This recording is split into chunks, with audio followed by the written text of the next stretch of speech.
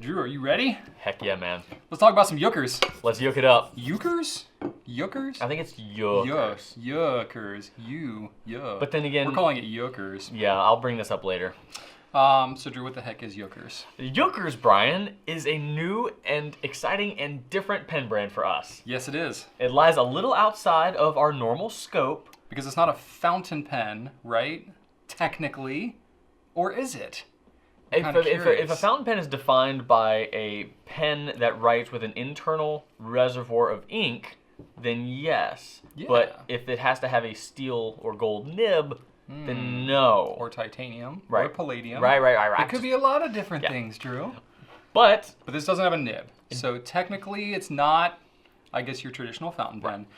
They're calling it a fiber felt tip pen.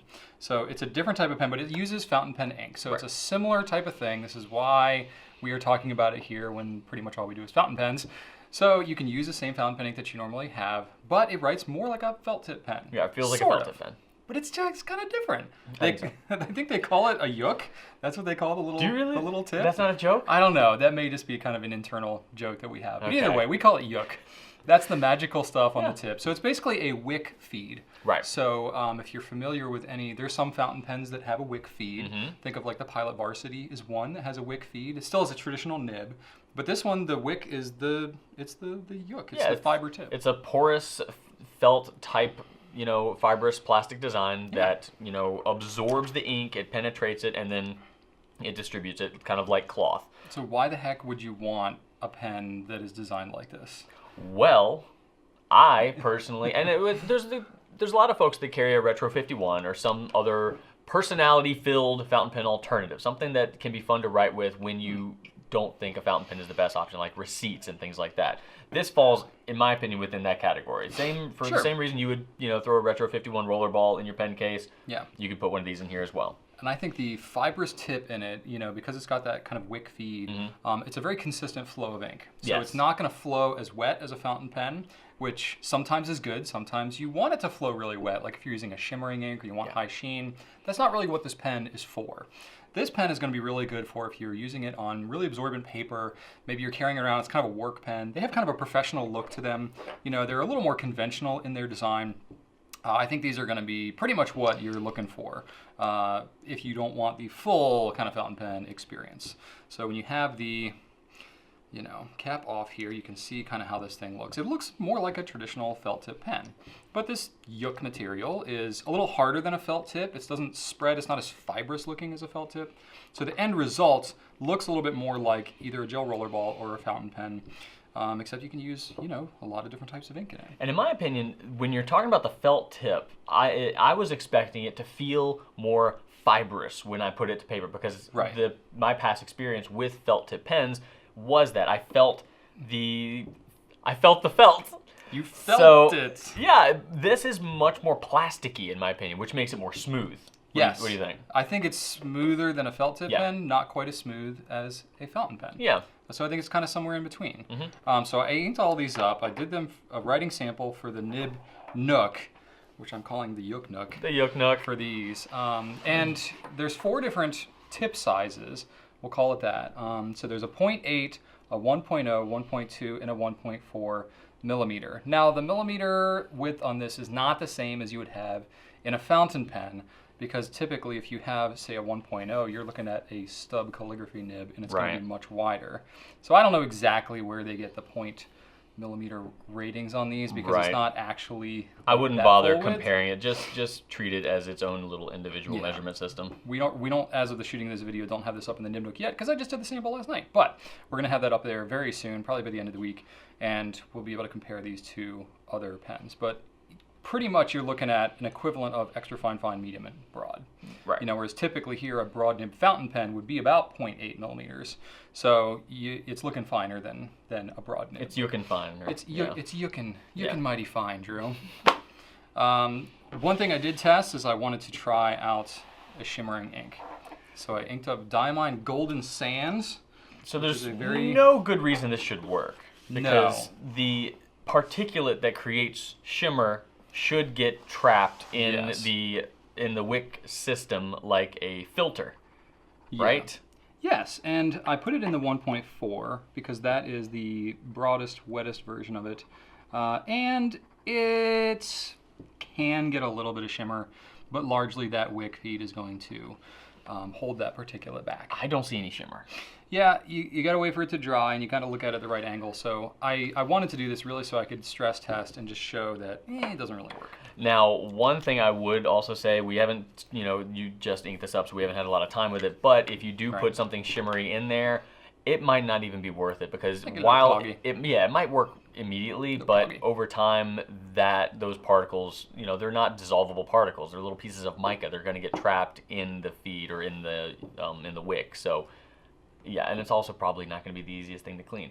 Now, I will say, I got one, and I put Bay State Blue in it for over a week. Yes. Left it alone, ignored it for a weekend. Because that's kind of like a notorious, and it was totally fine. Started off every time, left it for days. It kicked right in, and I had a great experience with it. So you can definitely dedicate a particular ink to it as well, something that might not be your go-to for your favorite fountain pen. Yeah, I think if you have an ink that is maybe too wet or too saturated for your normal fountain pen use, maybe you can't control your paper, it's too absorbent, and you want something that kind of weakens the flow a little bit. That's tough to do with a regular fountain pen. The Yucres might be the answer for you. It will make your ink look a little different. If you're in love with something like Noodler's Blue, for example, it's not going to look the same. It's going to look a little more... A little lighter. Yeah, a little lighter. But you might be able to explore with new options. If you've always thought that maybe blue-black wasn't the color for you, it's going to look different with the Yucres because it is going to tone down that vibrancy a little bit. So you can explore with different inks that might not have been your favorite. Exactly. There are two different models of the Yucres. There's one called the Yooth, or the Yooth. Yooth? Yooth. So it's a plastic version. There's a blue and a red. There's also a white that we're not carrying because white is typically not very popular for us, but it does exist. These are only $13.50. And it comes with, it's an all plastic body, so it's very light, kind of a throw around pen.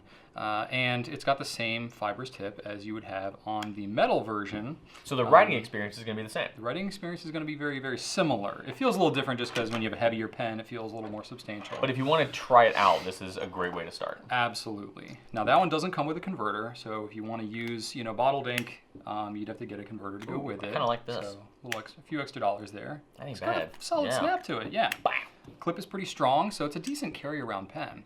The metal version is a little more expensive. You're looking $44. These do come with a converter. There we go. Converters and cartridges are all standard international, by the way. Takes short and long cartridges. And then these have a screw cap instead of the snap cap like you would have on the plastic body. It's got metal grips. The weight is definitely more substantial. So if you're looking for something that feels like a more substantial pen, the metal ones are definitely going to be that. And the grips are different too. You have two different grips. You have the silver grip on both the metal, which is called the gray brushed lacquer here, and the black grid.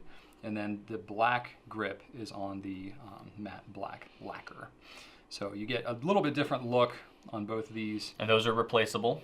They are. So yeah, that's one thing about these. They can clean. I've cleaned a bunch of them now because I've been writing with them and testing them out. They're kind of a pain to clean, more than a traditional fountain pen, because when you're flushing ink through the pen, most of it's going to want to come out through the filler hole, which is like up here near where the number is. Yeah. And it's not going to flow a lot out of the fibrous tips. You got to kind of wick it out of there. What if you covered it with your finger? That helps. But you tried that? Yeah, I did try that. But you're still not forcing a whole ton of ink water through and it will stain. There. Like my Bay State Blue one definitely stained, but then I put a different ink in it and it was fine. So it's not going to last as long as a traditional fountain pen. That's why they offer the separate nib. So when you do replace it, you're going to be replacing this whole section. You're not just going to be replacing the wick or the tips. You don't need to worry about that. You're going to be buying the whole grip section. Exactly. So the plastic one, obviously more affordable than the metal ones, but they're not crazy. What are we talking? Like, was it like 7 and 13 or something like that? It's not too bad. Yeah. And then one last thing I wanted to show you before we end is how the writing can look a little different. I showed you the writing sample, but actually showing one inked up.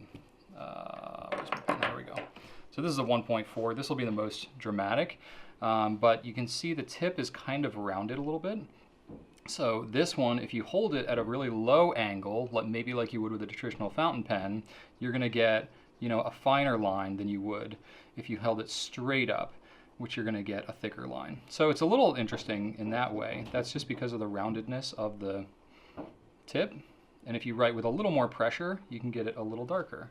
So it is somewhat responsive in that way, but more or less, you're going to hold it at a kind of a consistent angle, and you're going to get a pretty consistent line throughout the whole thing. And if you're writing crazy fast, you can write faster than the flow of the pen, but in my normal writing, I have not had that be an issue. Yeah, I've been just putting Noodler's Black in mine and using it for receipts and things like that. It actually performs really well on receipt paper. It does. Or if you have like a pen that you're writing with like envelopes or something like that. If you got any inks with crazy properties, I'd maybe keep that away from these just because it might clog a little easier. It's going to be harder to clean and stuff like that. But it's a utilitarian pen. There's going to be a purpose behind it. There you go. So you can check out Yookers on gouletpens.com. Be sure to leave any comments if you have questions or feedback about them so far. We've been selling them for about 2 weeks maybe, yeah. And response has been pretty good so far. Yeah. So we thought just education, a little video on it would do some good. There you go. So be sure to like, comment, subscribe. Thank you so much for watching, and right on.